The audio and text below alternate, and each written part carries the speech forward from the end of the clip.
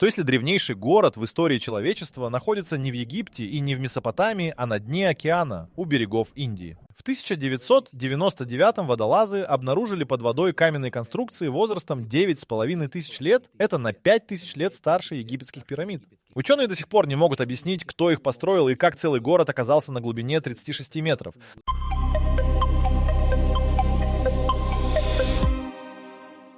В 1999 году индийский морской геолог Раджив Наяр опускался на дно Камбейского залива с обычной задачей — картографировать донные отложения. Его эхолот начал выдавать аномальные показания: ровные прямоугольные структуры, правильные углы, параллельные линии. Природа не создает прямых углов. Наяр немедленно доложил в Национальный институт океанографии Индии. Следующие 2 года ушли на подготовку масштабной экспедиции. В 2001 исследовательское судно «Самудра Суракша» вышло из порта Сурат с группой из 40 водолазов и геологов на борту. Когда первый водолаз достиг отметки 36 метров, он увидел то, что перевернуло всю официальную историю цивилизации — улицы. Настоящие мощеные улицы шириной около 8 метров, уходящие в мутную воду на сотни метров в каждую сторону. Водолазы подняли на поверхность более 2000 артефактов. Среди них деревянные балки, зубы человека, фрагменты керамики, скульптуры животных и инструменты из полудрагоценных камней. Все находки отправили в лабораторию геологии Бирбала Сахни в Лукнау. Результаты радиоуглеродного анализа деревянных фрагментов показали возраст 9500 лет.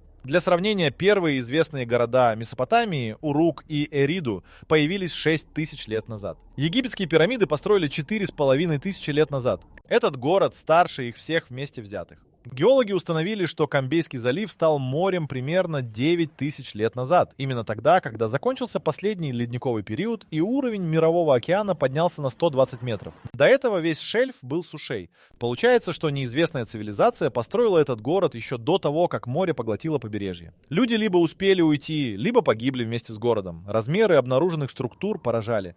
Геофизическое сканирование показало, что под водой скрывается территория площадью около 9 квадратных километров. Сопоставимо с современным городом средних размеров. Водолазы зафиксировали остатки зданий высотой до 7 метров, зернохранилища, бассейны и то, что геологи идентифицировали как систему дренажных каналов. Дренажная система в городе возрастом 9500 лет — это само по себе переписывает учебники истории. Официальная наука 8000 лет считала, что первые организованные поселения с городским планированием появились около 5000 лет назад в Шумере. Находка в Камбейском заливе сдвигает эту дату почти вдвое. Если здесь жили люди с развитой инфраструктурой, керамикой и инструментами, значит, история человеческой цивилизации на тысячелетия длиннее, чем считалось.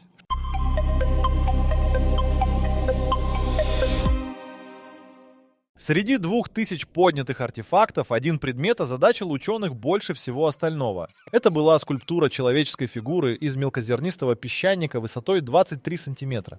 Поза, пропорции тела и детали лица указывали на развитое художественное мышление. Не примитивные наскальные рисунки, а осознанная скульптура с анатомическими деталями. Ничего подобного в официальной истории для этого периода не существовало. Водолазы также подняли фрагменты керамики с геометрическими узорами. Орнаменты были нанесены до обжига, что говорит о плановом производстве, а не случайном украшении. Несколько фрагментов имели одинаковый повторяющийся рисунок. Концентрические окружности с радиальными линиями. Археологи из Деканского колледжа в Пуне указали, что похожие орнаменты встречаются в керамике долины Инда, цивилизации, которая возникла на 3000 лет позже. Зубы человека, поднятые со дна, стали отдельным предметом исследования. Дентальный анализ в лаборатории Лукнау показал, что они принадлежали взрослым людям с признаками регулярного питания зерновыми культурами. Следы зубного камня содержали крахмальные гранулы пшеницы и ячменя. Это означало одно — жители города занимались земледелием. До этой находки считалось, что сельское хозяйство в регионе появилось не раньше 7000 лет назад. Деревянные балки сохранились благодаря слою ила, который запечатал их от кислорода. 3 образца из разных точек раскопок дали идентичный результат при радиоуглеродном анализе — от 9300 до 9500 лет. Такое совпадение между 3 независимыми образцами исключало лабораторную ошибку. Дерево было обработано, на балках сохранились следы инструментов, характерные для тески и распиловки. Жители не просто укладывали необработанные бревна, они целенаправленно формировали строительные элементы. Отдельную загадку представляли предметы из полудрагоценных камней — сердолика и яшмы. Часть из них имела просверленные отверстия диаметром около 2 мм. Такие отверстия требуют либо металлического сверла, либо трубчатого сверла из твердой породы с абразивом.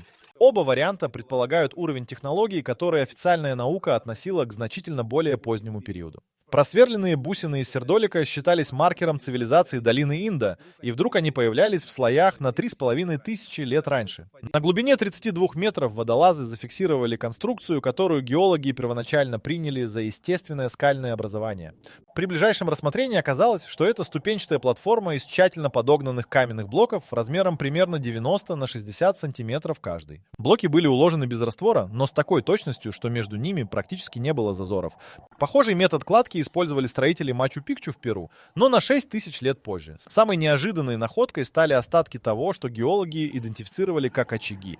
В нескольких точках на дне сохранились слои обожженной глины диаметром около метра с золой внутри. Химический анализ золы выявил остатки древесного угля и кости животных. Следы приготовления пищи. Очаги располагались внутри прямоугольных фундаментов, что указывало на их нахождение внутри зданий.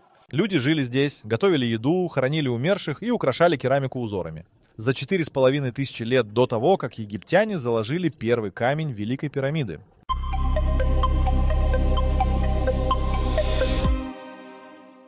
Когда результаты анализов легли на стол директора Национального института очинографии Индии доктора Сундара Раджана, он потребовал Пастеаффелд повторить все тесты заново. Не потому что сомневался в лаборатории, а потому что данные противоречили всему, что он знал о доисторическом человеке. Повторные тесты дали те же цифры. Раджан созвал закрытое совещание, на которое пригласил 12 ведущих археологов и геологов страны. Совещание длилось 3 дня. Главным камнем преткновения стал не возраст артефактов, а их контекст. Находки подняли не с одной точки. Они распределялись по площади в несколько квадратных километров в четкой пространственной системе. Керамика концентрировалась в одних зонах, инструменты в других, очаги в третьих. Такое распределение не бывает случайным. Это признак городского зонирования. Жилые кварталы, мастерские, общественные пространства. Ни один из 12 ученых не смог предложить альтернативного объяснения.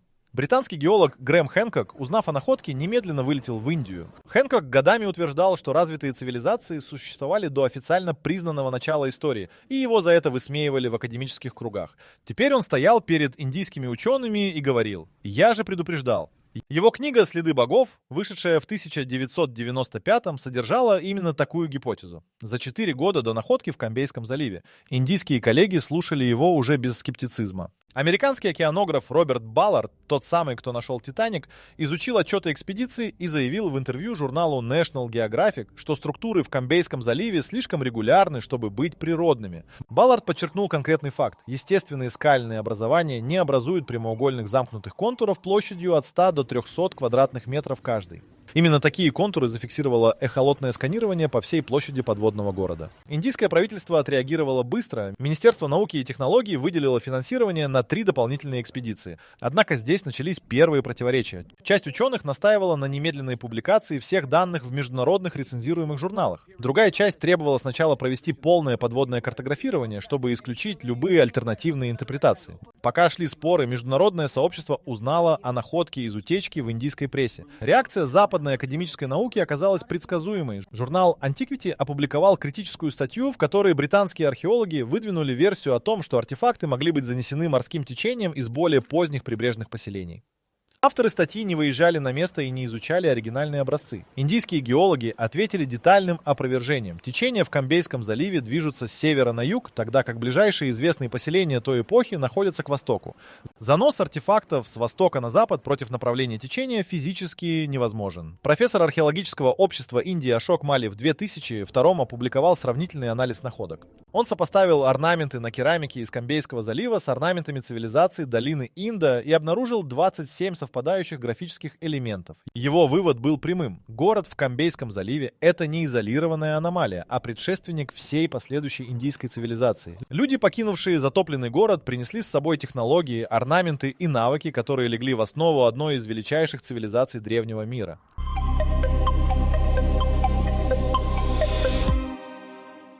Радиоуглеродный анализ не единственный метод, которым датировали находки. Геологи применили термолюминесцентный анализ к фрагментам обожженной керамики. Метод, который измеряет время последнего нагрева материала. Результат совпал с радиоуглеродными данными с точностью до 300 лет. 2 независимых метода, 2 независимых образца, одна и та же дата. В науке это называется перекрестной верификацией, и именно она превращает гипотезу в факт. Особого внимания заслуживают просверленные бусины из сердолика. Сердолик — минерал твердостью 7 по шкале Mohsa. Просверлить его можно только инструментом из материала с твердостью 8 и выше, то есть топазом, корундом или алмазом. Либо методом трубчатого сверления с кварцевым абразивом при постоянном вращении. Оба варианта требуют не только нужного материала, но и знания технологии. Жители города знали эту технологию 9,5 тысяч лет назад. Официально считается, что сверление сердолика освоили мастеры долины Инда около 5000 лет назад. Инструменты из яшмы подняли со дна в количестве 73 единиц. Яшма в Камбейском заливе не встречается. Ближайшие месторождения находятся в Раджастхане, в 300 километрах от места раскопок. Это означает торговлю или организованный обмен на расстояние 300 километров 9000 лет назад. Для сравнения, первые документально подтвержденные торговые маршруты такой протяженности в регионе датируются 5000 лет назад. Среди керамических фрагментов геохимики выделили группу из 19 черепков с нетипичным химическим составом глины. Спектральный анализ показал, что глина добыта не в районе Камбейского залива, а в дельте реки Нормада, в 180 километрах к югу. Керамика, сделанная из нормадской глины, оказалась на дне залива. Либо ее привезли торговцы, либо сами жители города путешествовали на такие расстояния. Оба варианта говорят об одном. Это было не изолированное поселение, а часть более широкой сети контактов. Деревянные балки дали еще одну неожиданную информацию. Дендрологический анализ определил породу дерева. Тик. Тиковые леса в эпоху, когда строили этот город, произрастали значительно севернее современного ареала. Климатические модели показывают, что 9000 лет назад регион был значительно более влажным и лесистым. Жители рубили тик прямо на месте. Это означает, что город стоял посреди густого леса на берегу реки, а не в засушливой прибрежной зоне. Весь этот ландшафт исчез под водой вместе с городом. Человеческие зубы из раскопок передали на анализ в лабораторию генетики университета Хайдарабада. Митохондриальная ДНК сохранилась в 3 образцах из 7. Редкая удача для материала такого возраста. Генетический профиль совпал с гаплогруппой, широко распространенной среди современного населения северо-западной Индии и Пакистана. Жители затопленного города – прямые предки людей, живущих в этом регионе сегодня. Их потомки никуда не исчезли. Они просто ушли с затопленных берегов вглубь континента и продолжили строить цивилизацию там.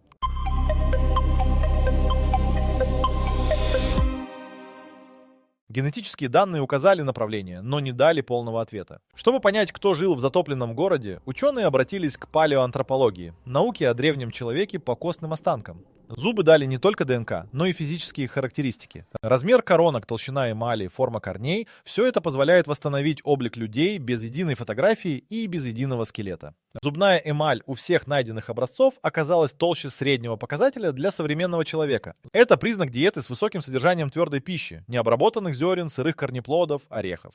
Но при этом зубной камень содержал следы термически обработанного крахмала. Значит, люди варили или запекали зерно. Они ели это и сырую, и приготовленную пищу, что говорит о переходном периоде от собирательства к полноценному земледелию. Следы износа на малярах указывали на жевание с боковым движением челюсти. Характерно для людей, которые много жуют растительную пищу. Ни одного зуба с признаками цинги или авитаминоза, болезней, типичных для охотников-собирателей в голодные сезоны. Жители города питались регулярно и разнообразно. Это не кочевое племя, которое ело, что придется, это оседлое население с продовольственными запасами. Размеры фундаментов зданий позволили демографам оценить численность населения. Стандартный жилой блок занимал площадь от 40 до 80 квадратных метров.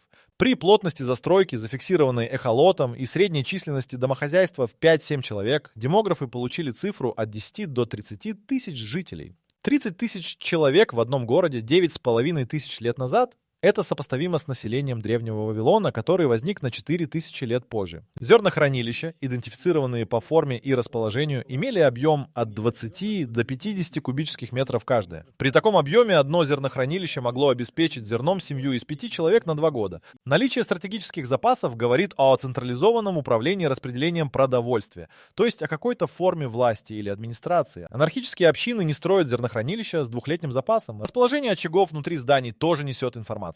В большинстве построек очаг находился в центре помещения или у одной из стен, но не у входа.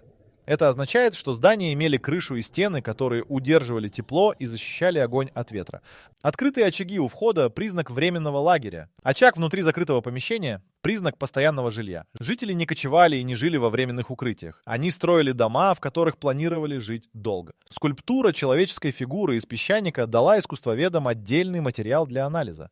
Пропорции фигуры соответствуют так называемому канону стоящего человека, осознанной системе пропорций, при которой высота головы составляет 1/7 или 1/8 от общей высоты тела. Этот канон считался изобретением древних греков. Греция применила его 3000 лет назад. Скульптор из Камбейского залива использовал те же пропорции на 6000 лет раньше. Либо независимо пришел к тем же выводам, либо эта система значительно древнее, чем принято считать.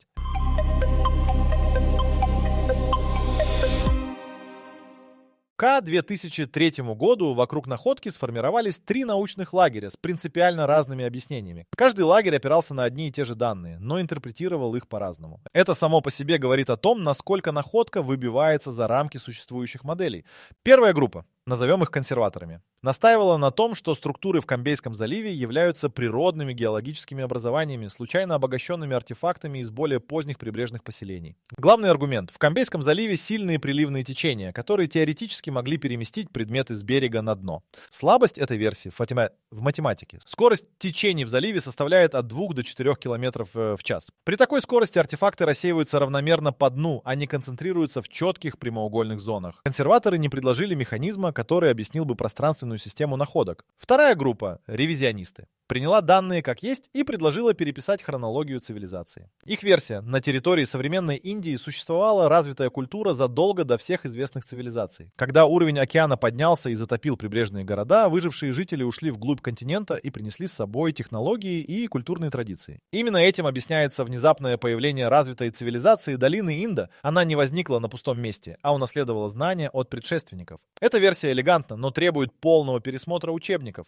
что академическое сообщество делает крайне неохотно. Третья группа заняла промежуточную позицию. Они признали подлинность артефактов и возраст структур, но предложили иную интерпретацию масштабов. По их мнению, речь идет не о крупном городе, а о сети небольших поселений, разбросанных по прибрежной равнине. Когда равнину затопило море, поселения оказались рядом, создав иллюзию единого города. Эта версия снижает значимость находки, но не отменяет ее. Даже сеть поселений с такими артефактами в эту эпоху беспрецедентна. Индийский историк и санскритолог Натвар Джха добавил к дискуссии неожиданный аргумент. Он указал на древнеиндийский эпос Махабхарата, в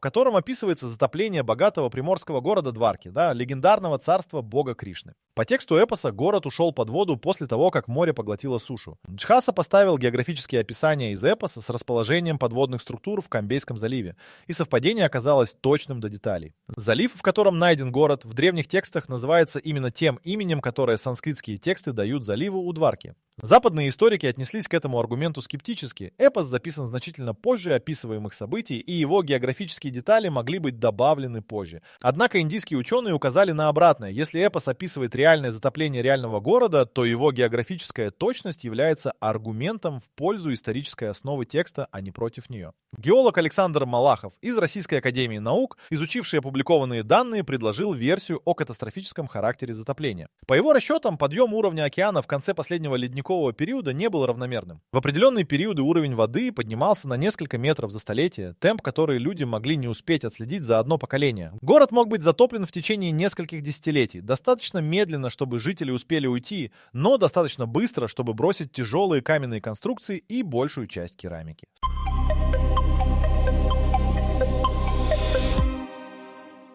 Камбейский залив — не единственное место, где под водой скрываются следы доисторических поселений. Пока индийские ученые спорили о природе своей находки, аналогичные структуры обнаруживались в других точках планеты, и все они датировались примерно одним и тем же периодом.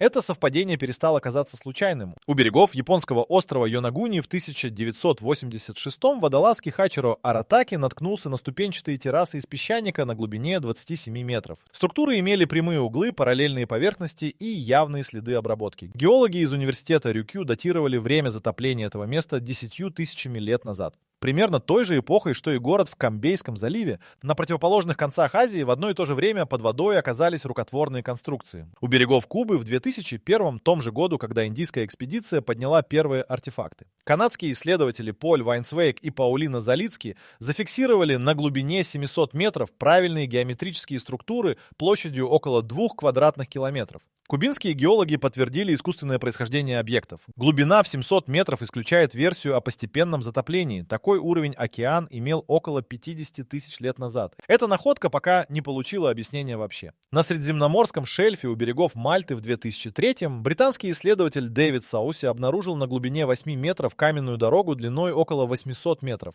Дорога уходила прямо в море от берега острова. Радиоуглеродный анализ органики из щелей между камнями дал возраст около 7 тысяч лет. Мальта в этот период уже была островом. Значит, дорогу строили тогда, когда она еще соединяла два участка суши, разделенных сегодня морем. Картина, которая складывается из этих находок, принципиально меняет понимание доисторического человека. Конец последнего ледникового периода, примерно от 12 до 8 тысяч лет назад, был эпохой катастрофического затопления прибрежных территорий по всей планете. Уровень океана поднялся на 120 метров. Площадь затопленной суши составила около 27 миллионов квадратных километров. Это больше площади всей Африки. Если на этих территориях жили люди, а данные из Камбейского залива доказывают, что жили, то большинство следов их присутствия сейчас находится под водой. Океанографы подсчитали, что к настоящему времени исследовано менее 5% дна Мирового океана. Оставшиеся 95% практически не изучены. Из 27 миллионов квадратных километров затопленной прибрежной суши детально обследованы единицы. Находки у берегов Индии, Японии, Кубы и Мальты – это не полный список затопленных цивилизаций. Это первые случайные находки на поверхности огромного неизученного пласта человеческой истории. Профессор палеоклиматологии Стэнфордского университета Лони Томпсон опубликовал в 2004 статью, в которой сопоставил климатические данные с археологическими находками. Его вывод – около 8200 лет назад произошло резкое похолодание длительностью около 160 лет, известное как событие 8,2 килолет. Это похолодание вызвало массовое таяние ледников и ускоренный подъем уровня океана. Именно в этот период, по расчетам геологов, был затоплен Камбейский залив. Климатическая катастрофа и гибель города совпали по времени точно.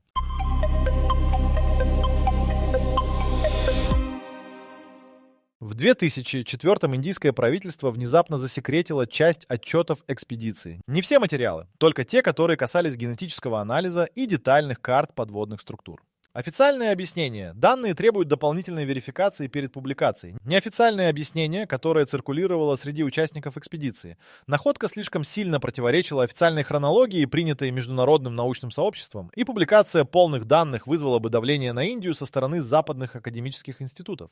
Доктор Манни Муливенталь, один из участников экспедиции, дал интервью индийскому телеканалу в 2005 и заявил прямо: часть образцов, отправленных на анализ в 2002, так и не вернулась в индийские лаборатории. Образцы ушли в международную лабораторию в Великобритании и формально числились на анализе 3 года. Когда Муливенталь запросил результаты напрямую, ему сообщили, что образцы были уничтожены в результате лабораторной аварии. 3 года анализа и авария именно с этими образцами. Журналист Санджай Прасад из газеты Times of India попытался получить доступ к засекреченным отчетам через закон о праве на информацию. Запрос был отклонен с формулировкой «государственная тайна в области научных исследований», категория, которая в индийском законодательстве применяется к военным разработкам и ядерным технологиям, но никак не к археологии. Прасад опубликовал материал об отказе. Сам отказ стал новостью. Международный журнал Journal of Marine Archaeology в 2006-м отклонил статью индийских геологов о находке без указания конкретных причин. Рецензенты прислали стандартный отказ, не соответствует профилю издания.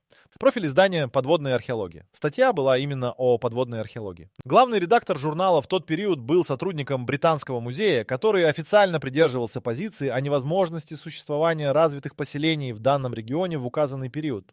Параллельно с этим американский исследователь Стивен Оппенгеймер опубликовал книгу «Рай на Востоке», в которой собрал генетические, лингвистические и климатические данные в единую картину. Его вывод: современная человеческая цивилизация возникла на затопленных прибрежных территориях Южной и Юго-Восточной Азии, а не на Ближнем Востоке, как принято считать. Книга вышла в 2003-м, получила хорошие отзывы в научно-популярной прессе и была полностью проигнорирована академическими журналами. Ни одной рецензии в рецензируемых изданиях за 3 года после публикации. Сам Камбейский залив с 2004 года закрыт для независимых исследований. Любая экспедиция требует разрешения Министерства обороны Индии, не Министерства науки, а именно обороны. Ни одна иностранная научная группа разрешения не получила. Индийские ученые, подававшие заявки на продолжение раскопок, сообщали о задержках от 18 месяцев до 3 лет на стадии рассмотрения. За 20 лет после первой экспедиции полноценных подводных раскопок в заливе не проводилось. 9,5 тысяч лет назад на дне Камбейского залива жили люди, которые сверлили сердолик, хранили двухлетние запасы зерна, торговали на расстоянии 300 километров и ваяли скульптуры с анатомически верными пропорциями. Их город стоит под водой нетронутым. Технологии для его полного исследования существуют. Деньги на экспедицию несопоставимо малые по сравнению с любым военным бюджетом. Но залив закрыт. Образцы уничтожены, отчеты засекречены, а статьи отклонены. Вопрос не в том, существовал ли этот город. Вопрос в том, почему так много усилий направлено на то, чтобы мир об этом не узнал.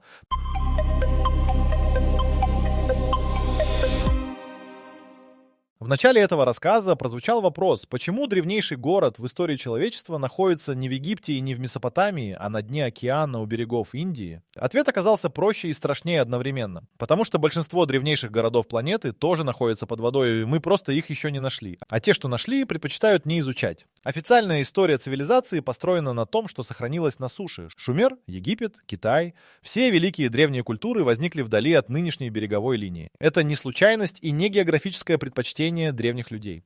Это результат отбора. Прибрежные цивилизации затопило море, континентальные выжили и попали в учебники. Мы изучаем историю не всего человечества, а только ту ее часть, которую не поглотил океан. Подъем уровня мирового океана на 120 метров за последние 12 тысяч лет – крупнейшая геологическая катастрофа в истории Homo sapiens как вида. Она произошла не мгновенно, но по историческим меркам стремительно. Поколение за поколением люди отступали от берегов, бросая города, поля и кладбища. То, что они оставили, теперь лежит на глубине от 10 до 120 метров по всему периметру континентов. Камбейский залив дал конкретные цифры – 9,5 тысяч лет, 9 квадратных километров застройки, до 30 тысяч жителей, сердолик с просверленными отверстиями, тиковые балки с обработанными торцами, керамика с геометрическими орнаментами, которые через 3000 лет появятся в долине Инда, зубы людей, чьи генетические потомки живут в этом регионе до сих пор. Это не миф и не интерпретация, это результаты лабораторных анализов, подписанные конкретными учеными с конкретными именами. Что произошло с этим городом физически? Известно точно. Около 9000 лет назад уровень воды в Камбейском заливе поднялся настолько, что прибрежная равнина ушла под воду. Жители ушли. Город остался. Слой ила накрыл улицы, здания и мастерские и сохранил их в темноте и холоде на 9,5 тысяч лет. До тех пор, пока эхолот геолога Наяра не нашел прямые углы там, где их не должно было быть. Что произошло с этим городом в науке, тоже известно. Засекреченные отчеты, уничтоженные образцы. Вот такие загадки подводного мира. Если вас интересуют еще более увлекательные истории и тайны, загляните на наш сайт wideorit.com.